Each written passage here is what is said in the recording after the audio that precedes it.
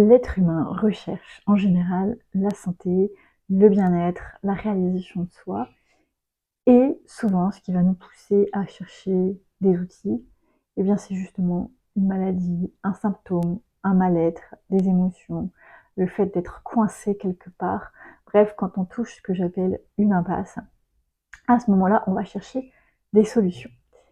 La problématique dans notre recherche de solutions, c'est que nous pensons que le corps est défaillant, parce que toute la médecine occidentale s'est bâtie sur ce concept que le corps est défaillant, que le corps peut être faible, qui n'a pas entendu « oh c'est une petite nature, bah, il n'a pas de chance », ou « c'est comme ça, dans cette famille ils n'ont pas tel système solide », etc.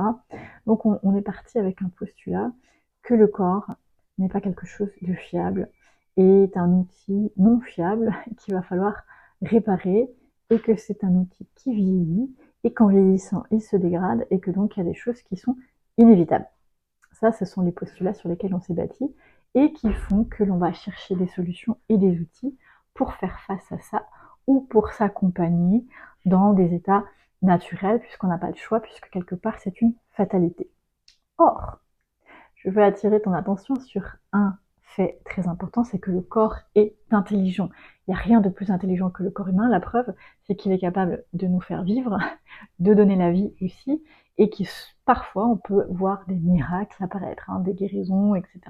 Donc ce corps est capable de beaucoup de choses. C'est un système très intelligent, parce que si ce système n'était pas intelligent, eh bien nous ne serions pas là aujourd'hui.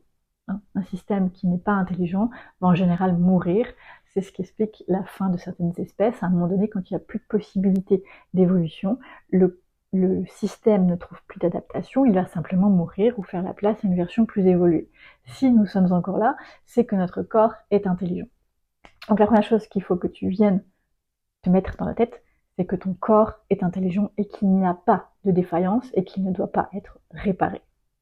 Maintenant, petit bémol que je voudrais mettre, si par exemple ton corps a de l'inflammation pendant très longtemps et que tu ne résous pas cette inflammation, effectivement il peut y avoir une détérioration du tissu.